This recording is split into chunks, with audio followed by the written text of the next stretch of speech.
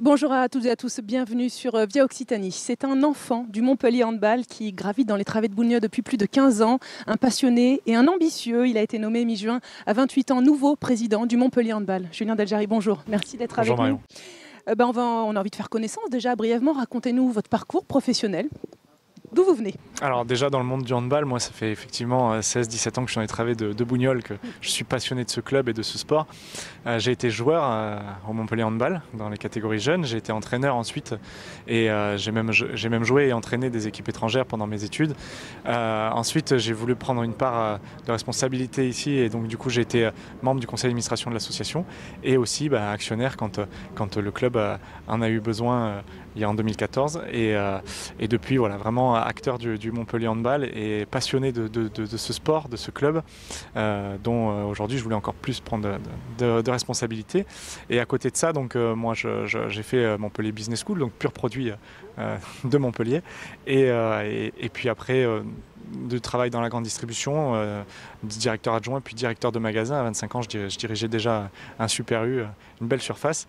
Et voilà, aujourd'hui, je continue dans cette voie-là à côté des activités sportives, mais toujours dans un objectif de garder la passion tout en alliant la gestion. Toutes ces compétences donc au service du Montpellier Handball, puisque vous avez été élu donc mi-juin à l'unanimité des membres du conseil de l'administration et de l'association président donc du MHB. Quelle vision du club, quel projet vous avez présenté? Aujourd'hui, il nous manque cet axe de développement qui derrière va nous amener à garder cette longueur d'avance sur des équipes émergentes comme Aix-en-Provence, comme Nantes, comme Nîmes. Déjà, on va essayer de travailler sur l'image du club, on va essayer de travailler sur le dynamisme, la jeunesse et pour ça, on va essayer de créer vraiment une expérience match pendant les matchs et puis porter la marque du Montpellier Handball aussi en dehors des matchs, dans des événements qu'on va créer ou dans lesquels on va prendre part pour vraiment faire partie du paysage local et montrer que la marque du Montpellier Handball est une marque forte au niveau local et national. Donc c'est ça les axes de progression, puisque vous arrivez aux commandes d'un club dont maintenant les finances sont assez saines. Vous succédez donc à Serge Granger. Les axes de progression, donc c'est vraiment ça, le commerce, aller chercher des partenaires. L'important c'est de créer un dynamisme commercial. On a cette chance d'avoir pu investir un petit peu. On a embauché aujourd'hui, Montpellier Handball crée des emplois et on a créé ce service commercial en allant chercher une personne qui était une personne d'expérience, qui a créé ce service et qui gère ce service pour pouvoir faire un lien entre les différents partenaires et puis après derrière pouvoir apporter peut-être des solutions, si on en a les compétences, à nos actionnaires, à nos partenaires principaux et tisser ces liens entre les partenaires pour vraiment que le Montpellier Handball aussi soit source de développement pour les entreprises partenaires du club. On parlait de commerce, vous êtes le fils d'André Deljari, président de la chambre de commerce ici à Montpellier, de la Business School de l'école de Montpellier.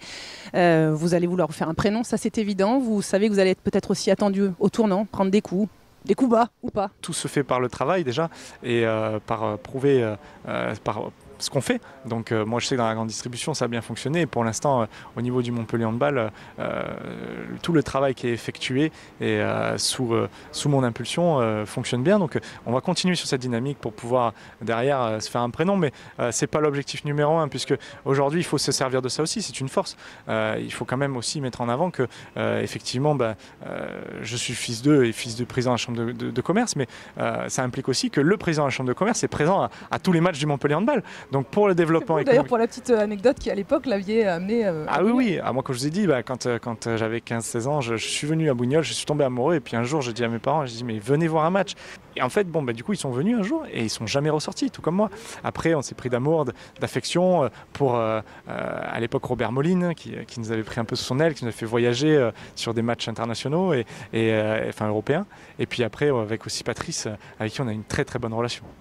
Justement on y vient, on a l'habitude de dire que l'homme fort du club c'est évidemment Patrice Canaillé. Quelles sont donc la nature de vos relations et s'il y a des désaccords, est-ce que vous allez être prêt à taper du poing sur la table avec Patrice Canaillé?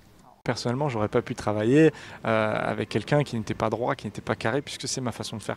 Et aujourd'hui, il s'inscrit complètement dans cette optique-là, tout comme aussi notre directeur financier qu'on a, Christophe Pech. C'est vraiment des personnes qui sont droites, qui sont carrées, qui sont dans les procédures, et c'est ce que je demande moi aujourd'hui au quotidien dans mon métier à la grande distribution. Et donc du coup, c'est ce que je voulais retrouver dans le hand. Et avec Patrice, j'ai la chance d'avoir ces données-là. Bon, vous entendez aussi avec Patrice Canet, j'imagine, sur les objectifs du club qui sont élevés. Vous les avez énoncés, quels sont-ils? Les objectifs sont très clairs. Déjà, l'objectif principal, c'est d'être qualifié à la prochaine Ligue des Champions. On le sait, la Ligue des Champions va changer de format. Ils vont créer une sorte de groupe fermé. Et il faut qu'on intègre ce groupe dès la saison prochaine. Donc pour ça, l'objectif numéro 1, c'est premier ou deuxième du championnat. On va chercher à gagner une coupe nationale, ça c'est certain. Et ensuite, en Ligue des Champions, redonnerait notre blason, il faut qu'on se qualifie au-delà des phases de poule. Voilà. Ça, c'est les objectifs. On parle d'ambition aussi. Mais pour moi, il faut dissocier les ambitions et les objectifs. Les ambitions, c'est à court terme, c'est en fonction de l'état de forme des joueurs, c'est en fonction du groupe, c'est en fonction aussi de ce qui se passe à l'extérieur, des équipes qu'on aura en face de nous et du contexte sportif. Mais aujourd'hui, les objectifs sont clairs. Finir dans les 2 premiers championnats pour se qualifier en Ligue des Champions, se qualifier à la phase de poule de la Ligue des Champions et gagner un titre national. C'est tout ce qu'on vous souhaite. Merci Julien Dalgéry pour cet entretien. Merci à beaucoup. voir ou à revoir sur le site de viaoccitanie.tv.